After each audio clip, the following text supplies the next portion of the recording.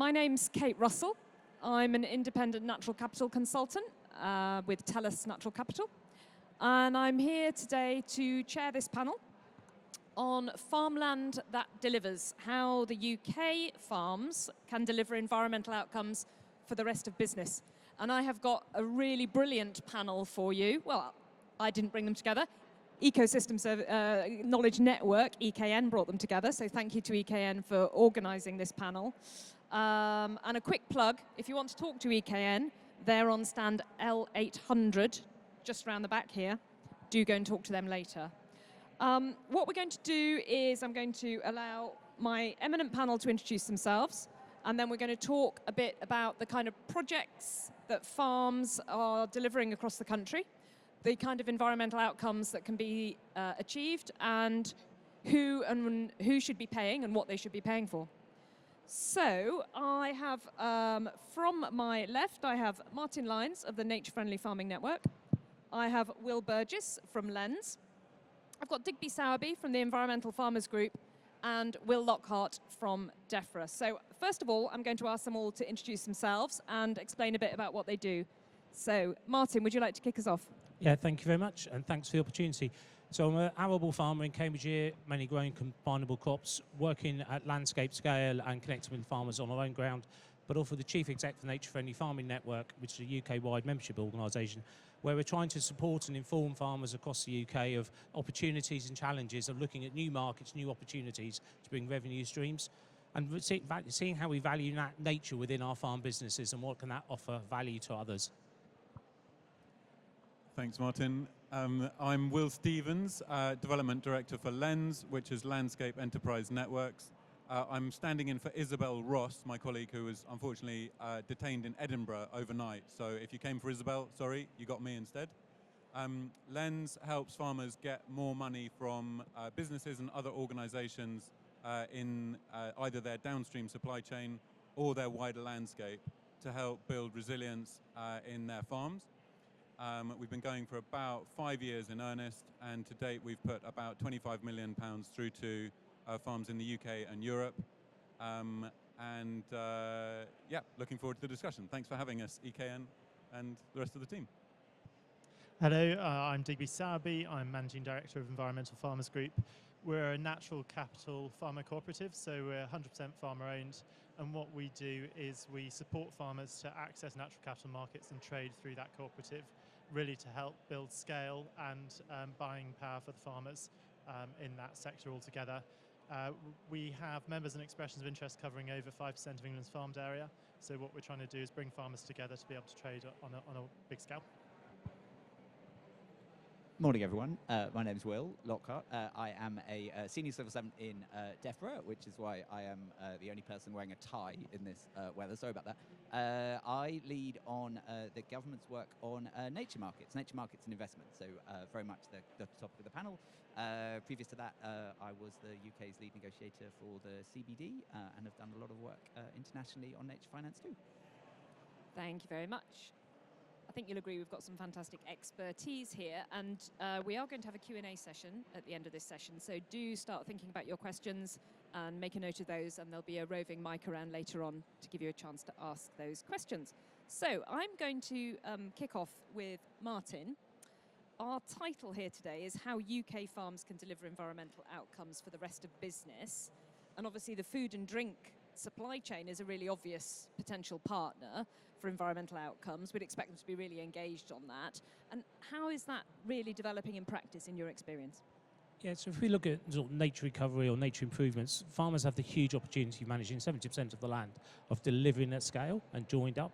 So it's how that investment comes onto farms, how they are able to change and adapt. So we're seeing many farmers trying to get closer alignment to supply chains, because many farmers are selling commodities that sort of disappear off the farm and they have no longer engagement with it. But so how do we have a better connection? And we're seeing many of the supermarkets, brands and others wanting to understand their Scope 3 emissions. So there's a bit of data that needs collecting and a sort of a baseline of where we are. But also, how does nature fit into their land? So more predatory insects, more pollinators can build resilience into the system. So there's a lot of focus on the Scope 3 emissions and insetting that to drive investment onto farms. But there's also that wider look of how do the supply chain make sure they've got a resilient supply chain and farmers producing stuff, particularly as our weather increasingly becomes more challenging for production of outputs. So it's about locking that in. So on our own business, we've got 4 supply chains paying us additional money on top of the commodity price, sort of for regenerative actions. So it's an early market. It's fairly not joined up. We don't have harmonized data. We don't, I'm asked 4 different sorts of platforms to work on to give the supply chain the data they need. We need to join that up. But I think there's great opportunity, but we need to sell ourselves and market ourselves as farmers. Farmers have often been told they're food producers and their only role is food production. But if we look at the opportunity of climate mitigation, water management, nature restoration, climate sequestration, we have an asset of natural capital that has huge opportunity.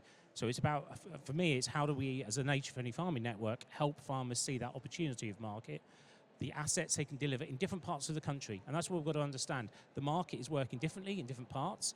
If you're in Cambridgeshire, Cornwall, Cumbria, or up in Glasgow, it is different. And the markets are also different in devolved areas where the additionality can be supported or changed through government policy. So it's about how can we help them stack, and how do I help farmers make sure their businesses are viable and the asset is continually invested in. There's a lot to unpack in all of that. I think 2 points stand out for me in what you've just said. Harmonizing data sets, real challenge.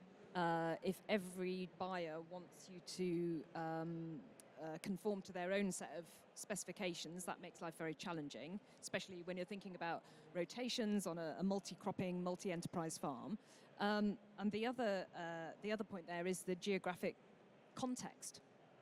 And this is a really important point, isn't it? Every single farm in the country, every single farm business in the country is unique, has unique opportunities, and how do we then get consistency and fairness right across the board? That's really difficult. Will, can I bring you in? Will S. We've got 2 Wills today. I'm threatening to call that one William, but he says it makes me sound like his grandmother. So Will S. This is what Lens does as well, isn't it? You try and match business need with the environmental outcomes that the farmers locally can deliver. Would you like to talk a little bit about how that works in practice? Sure thing. I have the same William problem as well, by the way, so that comes with the territory. Yes, so the way the Lens model works in practice is it asks businesses who are buying the crops or other landscape organizations in the same zone as the farms that we support, what are the outcomes that they're interested in? So if you're a business like Danone, it might be carbon emissions and the ability to report an improvement on your scope 3 and your disclosure duties there. If you're Anglian Water, it might be a reduction in the water treatment expenditure because of the chemicals coming off the farms in your catchment, where you have to look after the water treatment at the end of all of that. If you're the local authority in that region, it might be natural flood management because you're in charge of looking after housing and you've got a big housing development at the bottom of the catchment, and so you want to support farms upstream to slow the flow. And the way that we do that is we go to those different organizations and we ask them, what are those outcomes that you're primarily interested in? They articulate those. It's normally one of those 3 sorts of things. And then we put together with farms in the area and with those businesses a set of tried and tested farming practices that will help to deliver those outcomes. And then we go to farms and we invite them to select which ones they'd like to do or suggest others that will, in their view, deliver against those outcomes. And if the funders like the look of those separate measures, off menu measures, you can get funding for those too. And then we do a deal and we get the money from the funders, pass it through to the farmers, they implement the practices, and then we present both ends with a report. So you can see what happened on your farm. If you're a farmer, what do you want to do? What worked well, what didn't work so well, what do you want to do next year? If you're Anglian Water, what's been the impact in terms of the water outcomes that you were hoping for in terms of water conservation and water quality? And then we go again. And we've grown up in arable, but now expanding into dairy and livestock. And that gives a good annual rhythm to the process that I've described. So there's not too long fiddling about, wondering about, how are we going to stitch together a multi-stakeholder initiative? It's just, this is the year. We're going to get it done in time for this farming year. Okay, thank you. Digby, would you like to comment from the EFG perspective, a slightly different model from Lens? You're coming from the farmer side rather from the business side. So do you want to just expand on what you've heard? Yeah, exactly. So I think for us, the key is making sure that farmers are driving the change. So we want this to be a positive action for farmers. As we were discussing earlier, the average farm is losing about £30,000 per year on their agricultural income. So there's a massive financial challenges for farming, and the environment is something where they can really add a lot of value. They have the solutions, all our members have the solutions, and really our role as EFG is to try and find the markets to match that. So at the moment we operate in 3 existing markets, which is biodiversity net gain, where housing developers have to offset their impact on biodiversity. Nutrient neutrality, exactly the same, where housing developers have to offset their impact on water quality. And then in soil carbon, which is sort of a unique thing that farmers can do because of the amount of land that they manage, which is sequestering additional carbon in the soil by changing to more regenerative practices altogether. But the key for us is the farmer ownership of the data and the natural capital, and then being able to provide that value to whoever's most appropriate at the time. Well, DEFRA's role in all of this has been focused on enabling the feasibility study type work that we've seen with the Natural Environment Investment Readiness Fund, and we're also seeing to a degree with landscape recovery. Have you got any thoughts? I just would like to get your thoughts on a slightly different angle, which is this harmonising data sets thing. I mean, what, if anything, can government do to help create an environment where we can start to bring together some of those different systems? Yeah, it's a great question. So I think that has been government's role. I think also, you know, there's sort of a longer standing role, which is, and I think it's kind of just important to reflect on that now, especially it's London Climate Action Week. This is an amazing event. There's so many people. I mean, it's something like biodiversity net gain, which is driving so much of the kind of demand in this space, and which is actually sort of opening up these new markets. That's still actually a relatively new policy, right? And I was at an event last night with the Minister for Nature, who said, you know, it wasn't born perfect, right? She was quite upfront about that. It wasn't born perfect. We're evolving it as we go. She was very sort of open about that. We're extending it to nationally significant infrastructure projects this year. I guess the point is that we've got to recognize this is a really fast-moving, quite innovative, quite exciting space, and so it's great that we can kind of have these kind of conversations between government and all sorts of different sort of operators, if you like, in the market too.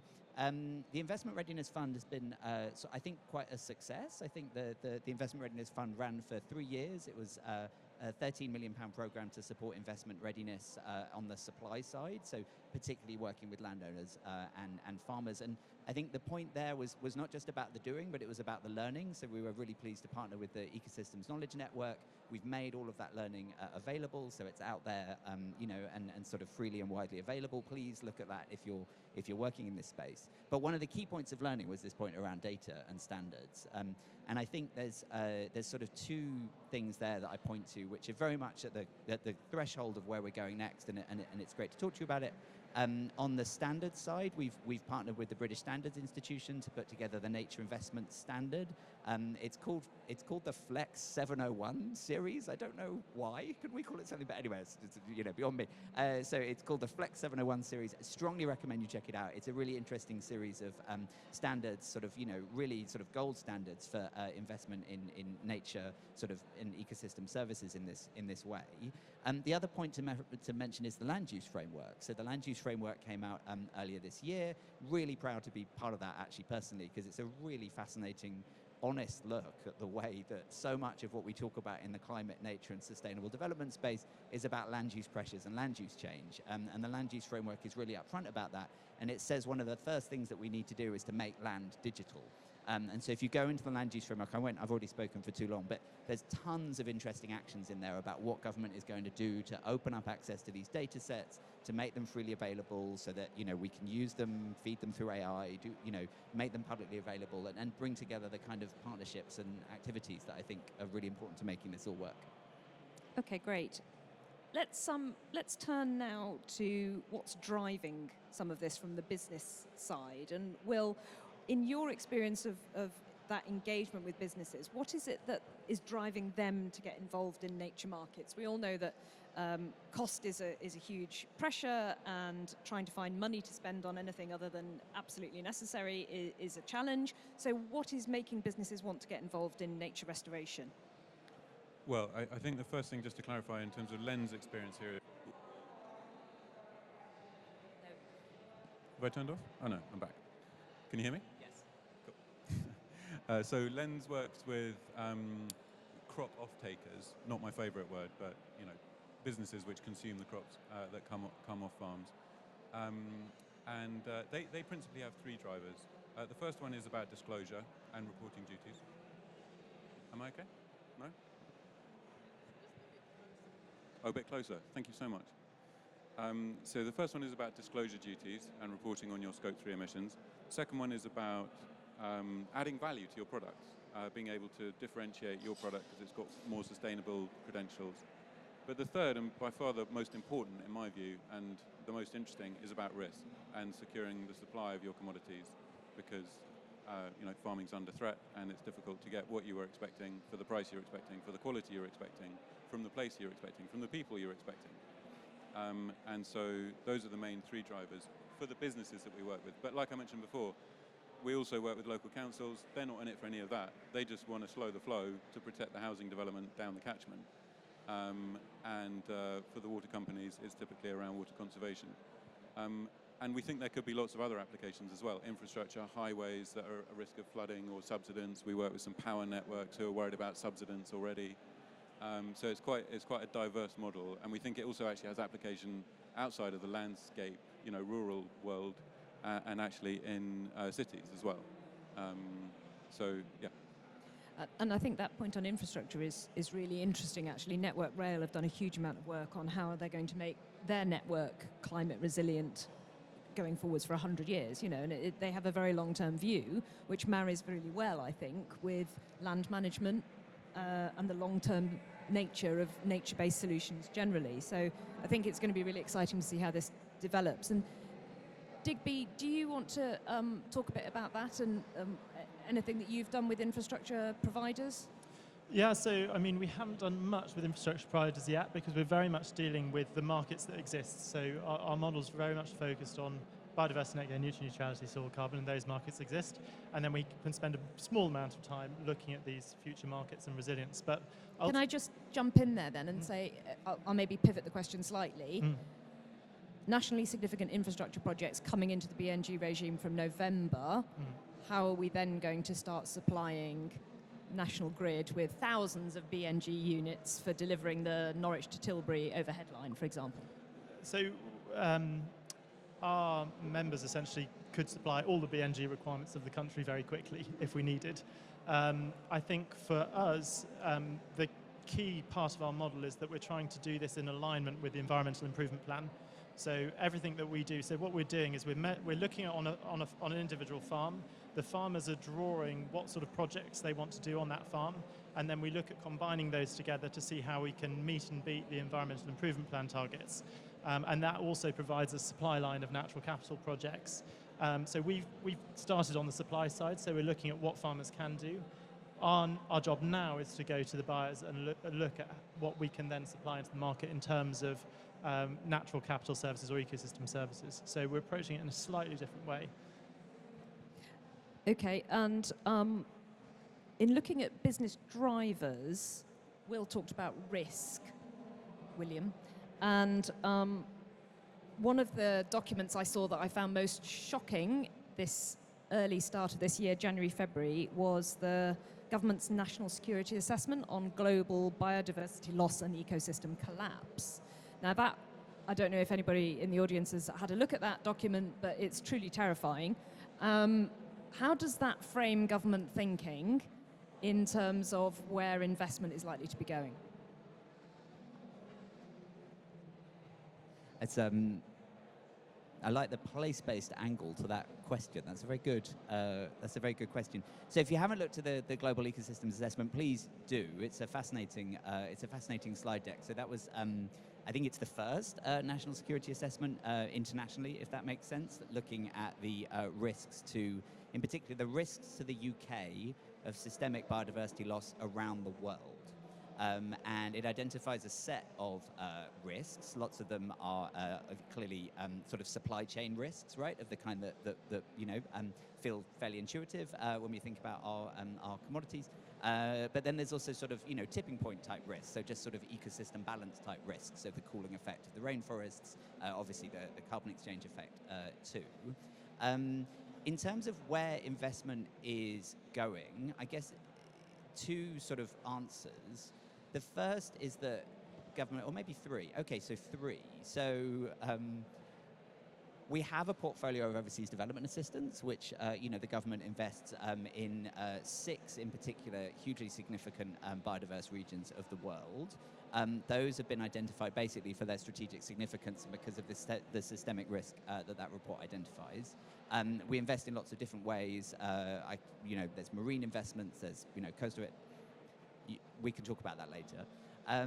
The second type of kind of activity is to think about the way that we can incentivize, greening our supply chains, basically, and ways that we can work with, supply chain partners to incentivize them to sort of operate in more sustainable ways. Again, there's a package of things that we do there. The Secretary of State will announce today at Q that we are extending our deforestation regulations in a particular set of ways. I won't go through the details, but that was in the Times last night and will be announced today at Q. And then the third thing I think that we're doing is we're trying to use England very particularly as a sort of an incubator for these really innovative and interesting approaches that we're talking about today. So our panel today is about farming, and we're extremely keen, I think. So let's take this at a high level. Right now, in the past few years, we've introduced biodiversity net gain. That clearly incentivizes, in some instances, farmers to take less economically productive land out of agricultural production and to turn it into some kind of environmental service, right? Ecosystem service. That's fine. The next step is to say, is there a way that a farmer could be incentivized to keep that land in production and deliver an environmental service? Now, to some extent, the SFI and ELMS payments do that, and that's great, but are there ways that we could get private capital flowing into solving that problem? So these are really cutting-edge questions, and I mean, I just think it's fantastic that we're talking about them and trying to solve them as a global good solution. Martin, how does it feel to be a cutting-edge incubator?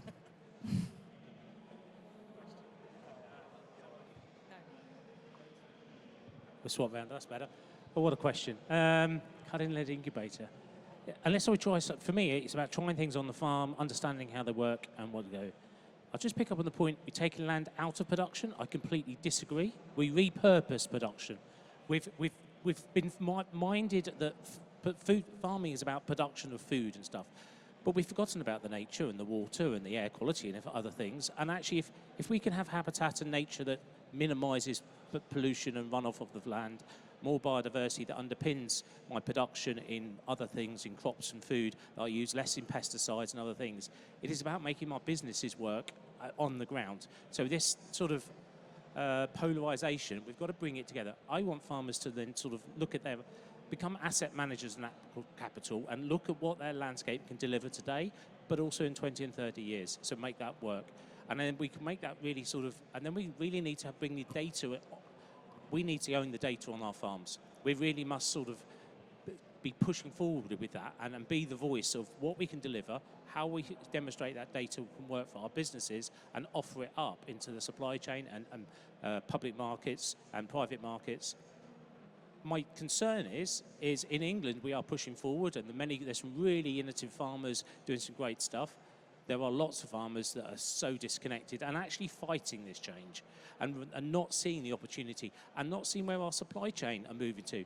There's many of the major brands have made really strong commitments and hopefully they keep them. In the next 5 to 10 years, they're only going to be purchasing from regenerative farming systems that deliver ecosystem services, soil carbon sequestration and other things. So if you're not moving in that direction, what are you selling to? But the challenge is in the devolved nations, they're not keeping up and they're actually, there is some good stuff going on, but it's not joined up. The stuff we sell, malting barleys, wheats, beans and other things, are brought across the UK and internationally. So how do we make sure it's joined up? So at least the same actions. What we are seeing, so much of the private market sector, is companies based in Scotland funding in England because the Scotland market doesn't work. And kind of that's great because flow the money into England, but the reality is we want to make sure it works for everybody and not leave stranded assets and stranded landscapes, because I think there's a place where the public funding is going to come and need to be where the market cannot operate, and we need to be very frank around that. I don't think government are going to carry on paying me to the level they are in arable systems when my supply chain can contribute far better.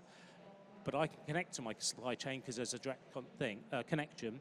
But if you're in other places, actually heritage, culture, landscapes, other things, if we can't get the market to work in there, the public, they've got to have a value to that. And they want the access, they want the enjoyment, they want the flood mitigation, the peat restoration, all the wide benefits our landscapes can deliver. So it's about how do we make sure farmers are at the cutting edge of that, delivering it with support to make it work, but then also share it to wide. And that's that peer-to-peer learning, working in farm groups, in clusters, in catchments, because then investment models can come in. A funder doesn't want to talk to 5,000 farmers in an area. They want to talk to somebody who's going to facilitate that funding to deliver the outcomes. They need to track and place. They need to put nature on their balance sheets to drive investments so they've got a value to their shareholders. And that takes me perfectly to Digby and talking about scale, because EFG does exactly that. You bring groups of farmers together to try and get that scale. It is a known challenge in England in particular. We've got relatively small scale land holdings, and for bigger investment projects, you've probably all, like me, had multiple conversations with fund managers saying, I've got millions to invest, Kate, but I need 50,000 acres. So can you explain how EFG is going about that challenge and the ways that you see of scale being important for buyers? Well, certainly. So from a farmer perspective, scale gives access to market. So at the moment, farmer access to natural capital markets is really tricky because essentially as an individual farmer, you can't sell to a massive company. It's just sort of virtually impossible. So our model's looking at a farmer ownership model, and the reason why that is good is because essentially the farmers are driving that themselves and have ownership of that themselves. And similarly to Martin's network as well, where it's peer-to-peer, so farmers trust farmers and trust each other. So everything we've done has been built off farmer-to-farmer conversations, and that has built the scale to where we are at the moment. What we're now grappling with is how do we connect all the projects the farmers want to do together under the environmental improvement plan, and then how do we monetize that? And from a monetization point of view, we're looking at essentially offsets and contributions. So offsetting the impacts of companies going forward, but then also there is a massive amount of contribution that's going to be needed to meet the environmental improvement plan targets. So what are the mechanisms for that? Biodiversity net gain has the 10%, which gives that 10%, but we need to go a lot further on that. But ultimately, scale gives us access to market, and it provides us with power in the market. But also, not forgetting from the environmental perspective, it's absolutely critical for delivering flood mitigation or delivering soil carbon sequestration. Disseminating information is just really important. And then I guess the final thing is de-risking as well. De-risking not only for the buyer, but also for the supplier. So by working together, farmers de-risk their approach to market. And then from a buyer perspective, essentially by having a diverse range of projects in diverse locations with feeding into diverse markets, it provides that resilience, essentially. I also ought to mention that we're starting to work on creating an investment fund for farmers, whereby that invests in the upfront costs of projects to be able to support farmers get that off the ground, because we see that as a key barrier at the moment. And again, scale has allowed us to be able to reach the needs of the investors. And that's a really important point around investment, isn't it? What is the role of investment to try and get these markets moving? Is this, Will, you talked a little bit about NERF before, but do you want to sort of expand on that and how DEFRA is looking to try and support and crowd in that investment and enable it? Of course, yeah. I think that is a very good question. So we talk a lot about stacking in this world, right? The sort of the panel's referenced it a few times. So this idea that there's sort of multiple ecosystem services or ecosystem outcomes, for which a landowner can receive income. And of course, the other kind of stacking is this stacking of public and private payments. And there's sort of different different academic approaches, different philosophies to that, right? I mean, the sort of the standard example is to say that the government can come in and sort of, fill in the risk premium in a certain sense, right? So there's sort of private capital interest, but, it's deemed as somehow too risky at this point. So the government can sort of de-risk that investment, step in and secure that private flow. We're doing that. So the Big Nature Impact Fund was launched about a month ago. Gosh, where does the time go? So that is a fund that is run by a private fund manager. It contains £30 million of government investment. That is first loss capital, and that is serving as an incentive for private investors to come forward and invest in ecosystem services. It's super cool. It's so complicated. Imagine persuading the Treasury to do this. It's fine. They've been great, but it's super cool and exciting. It's a really interesting model. We're really thrilled, actually, that we've had interest from all around the world again. So, lots of people come to London for Climate Action Week. I've got a team basically back in the office who are just fielding queries, visitors from all around the world who want to understand how this fund works. So again, it's this point around trialing new things. The other point, I guess, is just that combination of ELMS payments, of that huge amount of public subsidy that goes into agriculture, more widely across England, and how you combine that with private sector payments. So landscape recovery is the most obvious example right now. The Evenlow project, has been a sort of a huge success case, I think, so far in that area. But again, we can talk all days about the way you set up your capital stacks and the way you happily do that with anyone who's interested. But I think the point is that there is a role for government investment. There is a role for de-risking. It has to be very carefully calibrated, because at a certain point, the risk is that the government outprices the private sector. And of course, that's not what we're keen to do. Yes, and we've seen that. Martin? I'd love to come in there just for a minute. The government are buying services and not subsidising.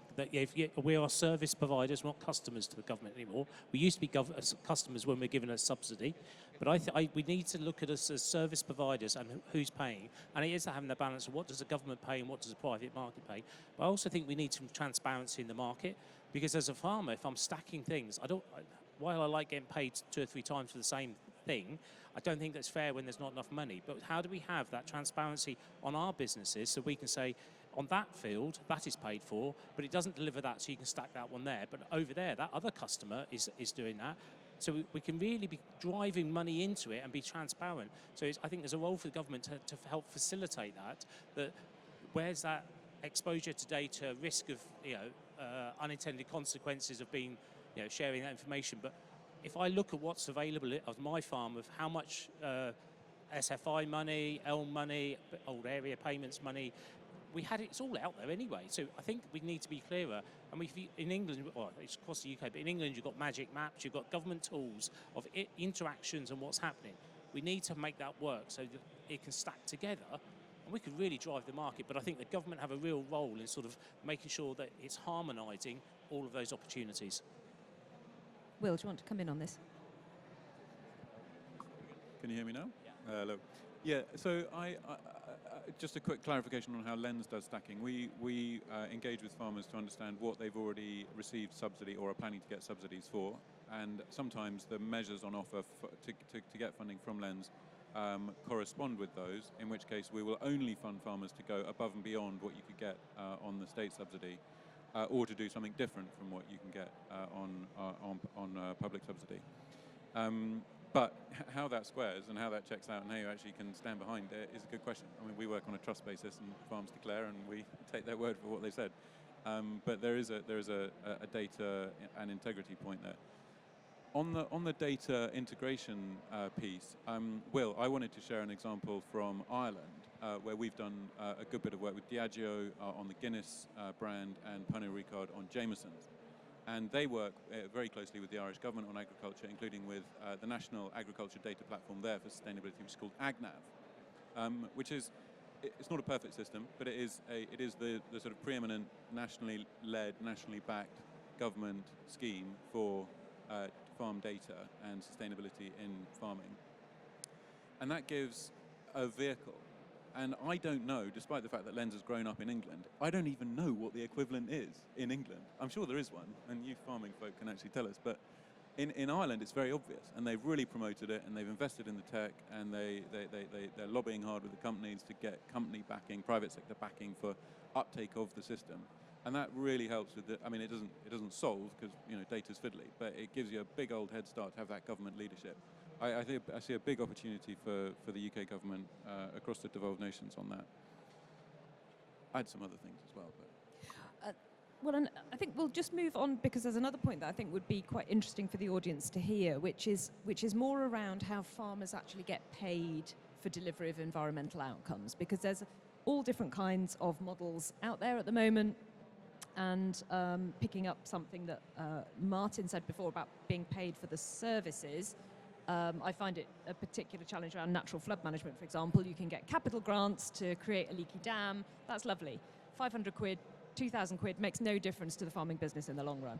What we want is to be getting an income for delivering the service of flood risk mitigation, and that obviously is a lot more complex, isn't it? So what examples have you all got of the ways in which farmers are being paid? Digby, you look poised to answer, and then I'll come I could to you. spend so long on this, but essentially... Well, you can't spend too long. No, I won't, no, don't worry. So essentially, rather than paying for creating new habitat, through natural capital markets, you're paying for the ecosystem service. So you're paying for water benefit, the carbon benefit, the biodiversity benefit. And so a great example of how it can work...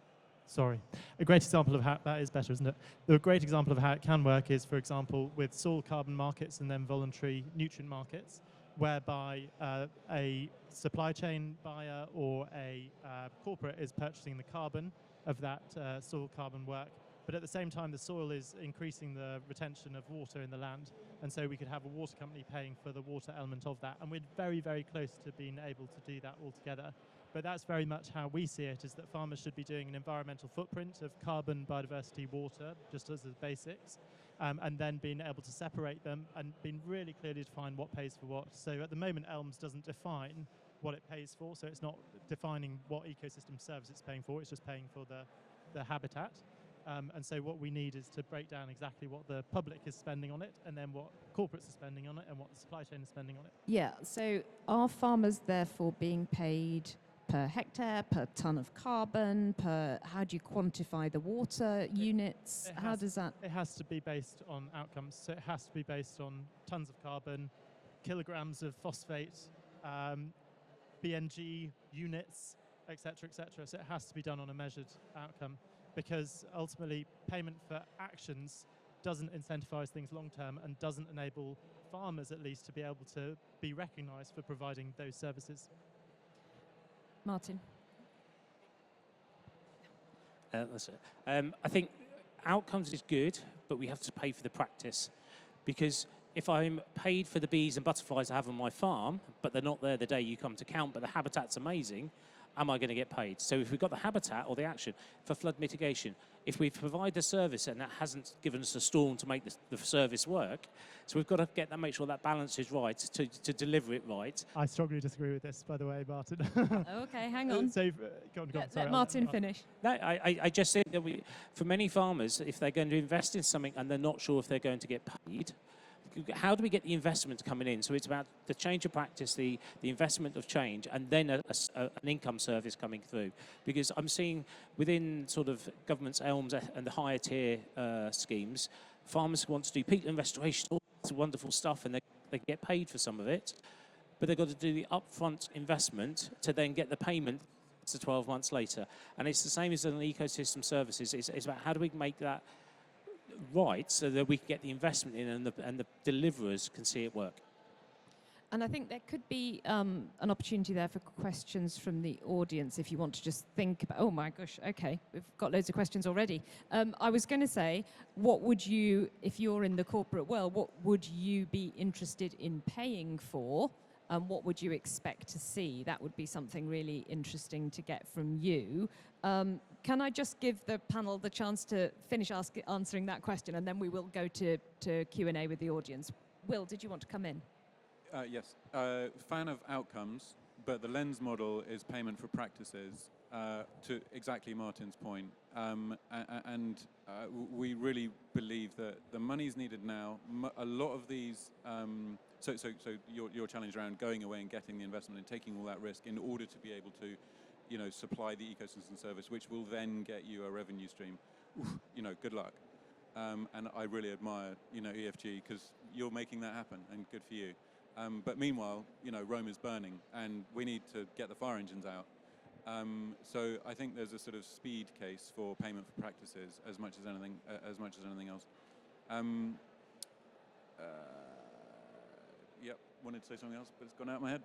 Well, it looked as if the audience had got a ton of questions to ask. So we've got a roving mic. I think I've got a gentleman right there by you, just on the side, who was at the back, and then we'll work our way forwards. No. Now. Oh, it's a bit... Now. Guy Thompson. Hi.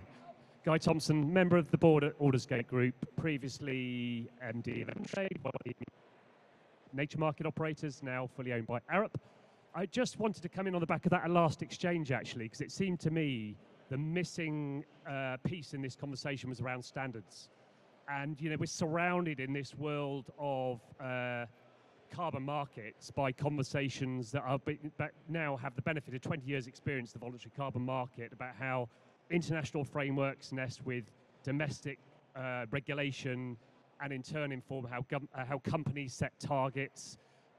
And so we've got all that experience to draw on. So my question to the panel is, how are we going to bridge that gap now to establish legally underpinned, legally enforceable metrics and standards that will build trust and confidence, and hopefully get some alignment between the different members of the panel around how we measure and enforce the outcomes that farmers are delivering supply to these markets? Okay, who wants to jump in on that one? Do I speak too much? Okay. So I guess you've got the standards, and then you've got the governance structure itself as well. So there's those two things that are both needed. And I think the BSI work can underpin the standards for society, but we do need the governance structures as well to be able to govern and exchange, make sure there's not double counting, etc., etc. So I mean, a quick answer.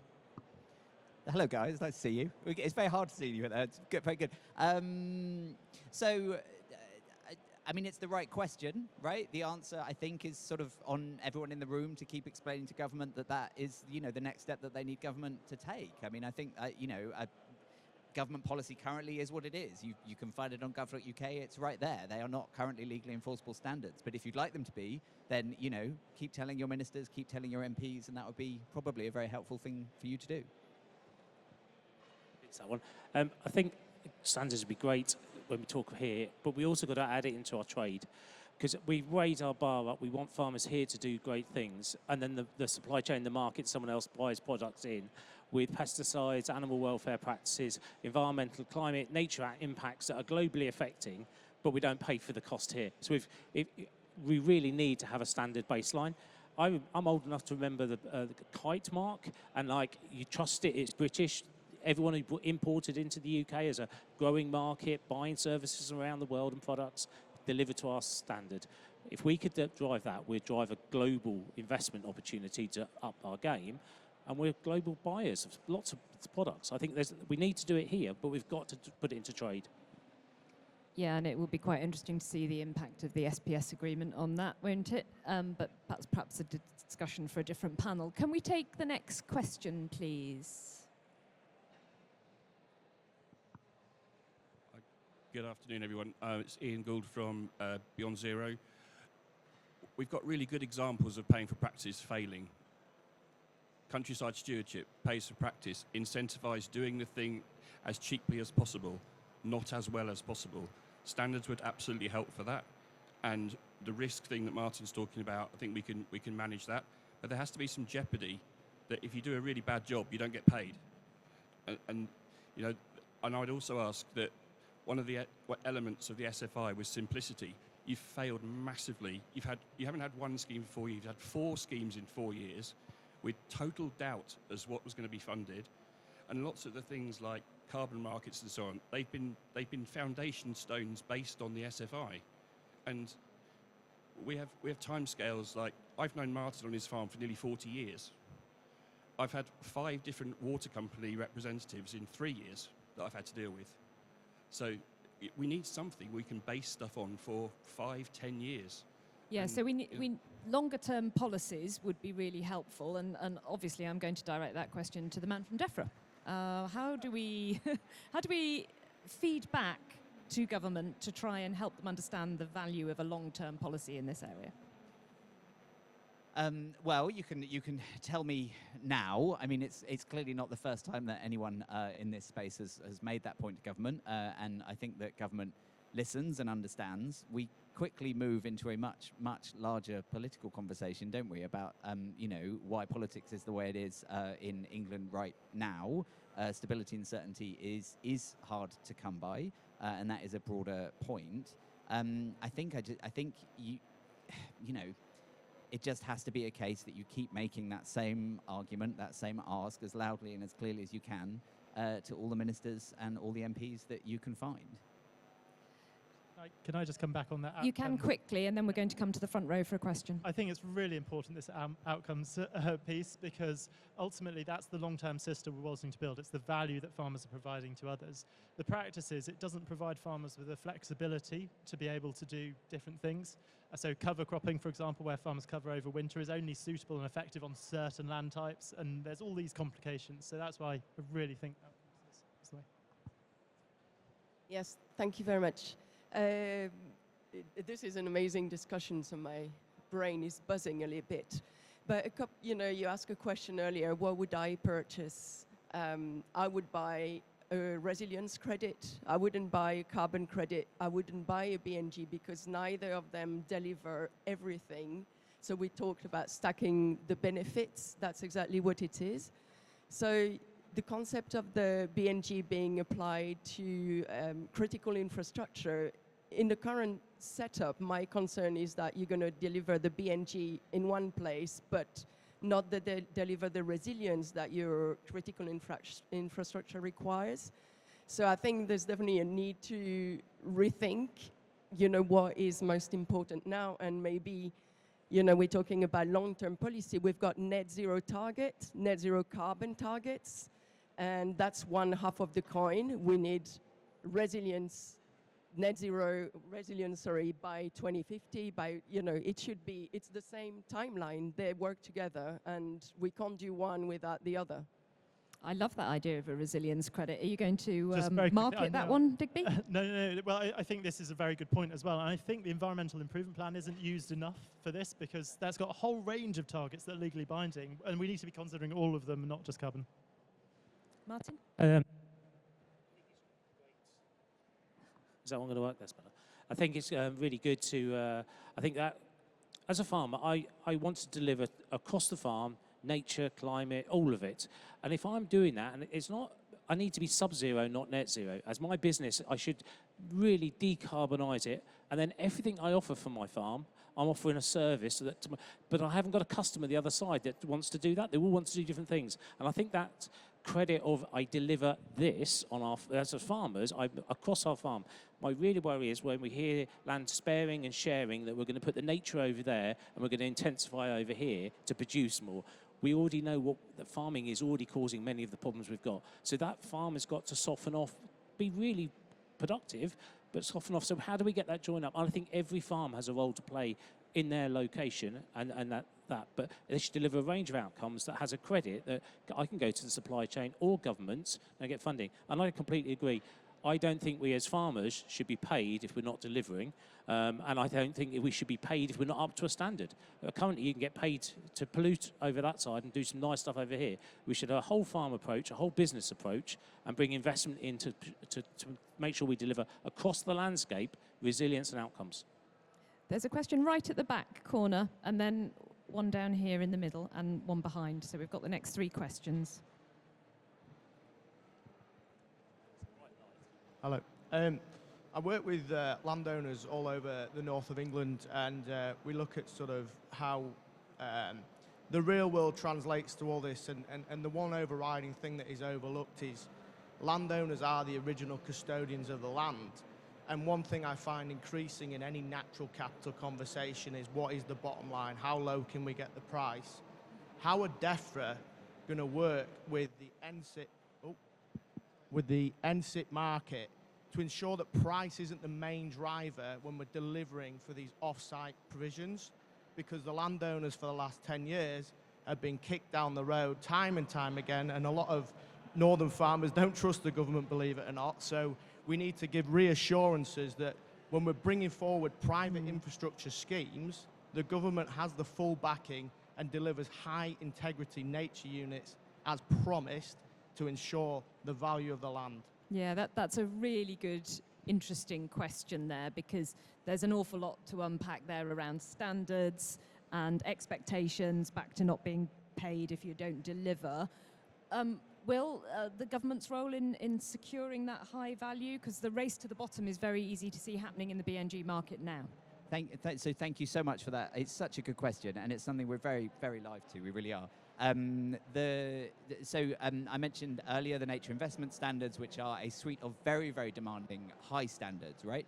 And in a series of documents that we've put out over the course of the past 6 years, it's been really, really clear that as we introduce nature market solutions all across the piece, we are interested in integrity, we are interested in additionality, just that general high standards piece.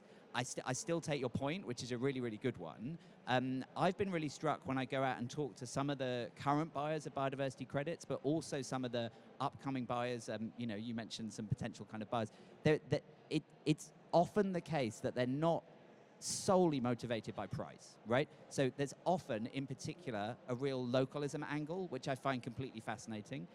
So if you take, pertinently right now, the Greater Manchester Combined Authority, Andy Burnham made a commitment when BNG was rolled out within that authority that he wanted all the units that were sort of accrued to developers in that authority, he wanted all the units also to be bought from that authority. Would you like this, Pat? That had an impact on price, and that had an impact on quality as well. So there are just some really interesting examples of where buyers are actually really interested in things other than price. We're looking at those very carefully, and it's something that we're really working on.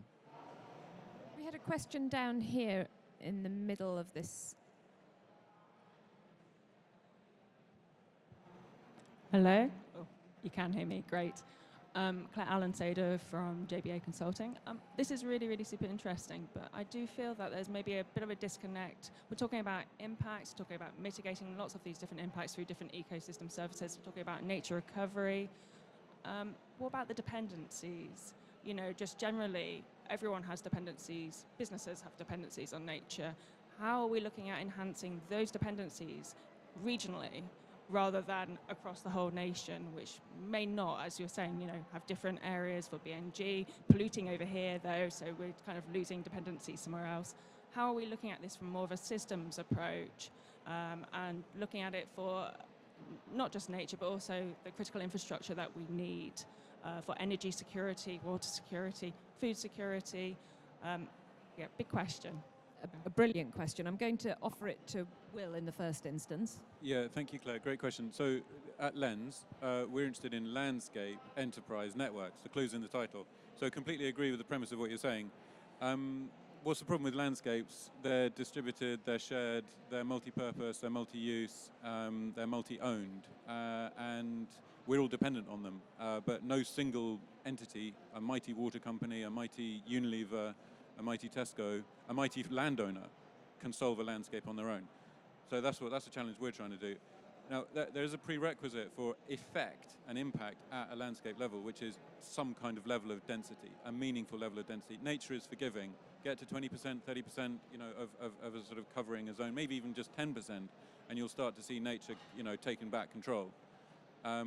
But even in our most established regions, we're lucky if we're pushing 2, 3, 4, 5%, and you don't get that wider benefit until you get into double digits. So for me, a part of the challenge is great to get markets. Fully agree with the question around standards and potentially legalization. Bit nervous about formal markets. If that were to be seen as the only way to get cash into the system, that would rule out our business model entirely, as it stands at the moment. So my challenge to DEFRA and the market makers would be, how can you create a tide that raises all boats, number one? So formal markets, yes. Voluntary markets, still, yes, please. But also, how can you help investment at that regional level? We've required a good bit of grant funding to get the initiative pump primed. We've been completely unsuccessful at anything national. or European level. But we've been highly successful at leveraging grant funding at the regional level. And I think that localism point that you spoke to, Will, is there. And it provides real energy and impetus because there's relationships, all that, there's just so much power and knowledge when you get down to the local level. A lot of that is untapped by these commoditized markets. Yeah, and it's more relatable at regional level. I'm going to keep going because there was another question behind.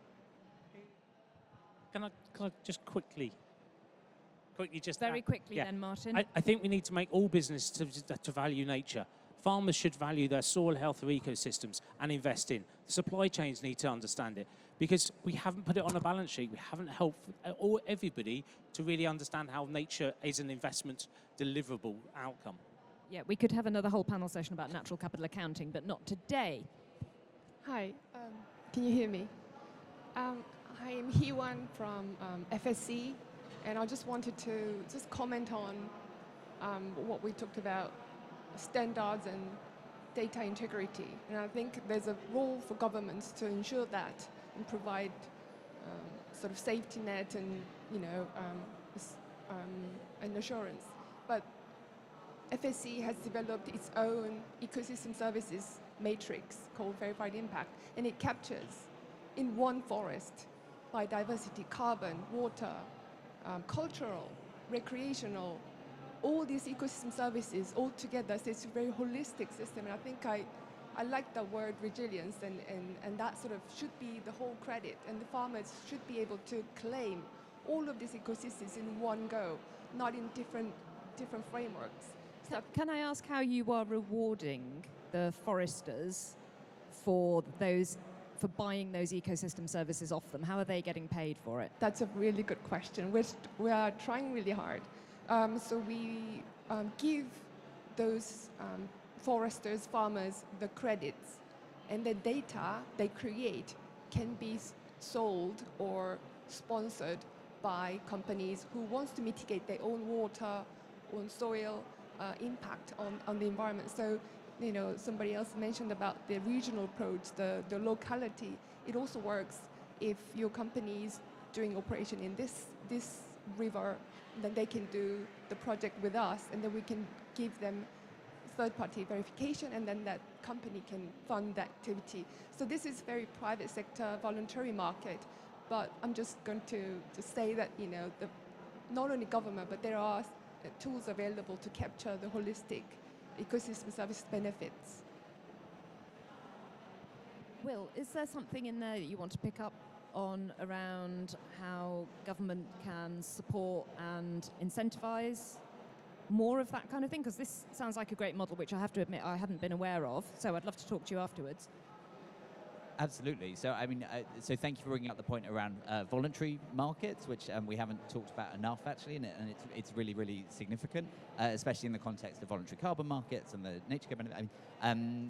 Absolutely. I think there's space for a huge ecosystem of standards. I think that's really important. I think anybody operating in a supply chain or a commercial environment will understand that different standards speak to different customers in different ways and for different purposes, and government has absolutely no interest in sort of crowding out the market or coming in with the one answer. I think it's a fantastic point. On the earlier question, I'll just say TNFD, Task Force for Nature-Related Financial Disclosures, very good.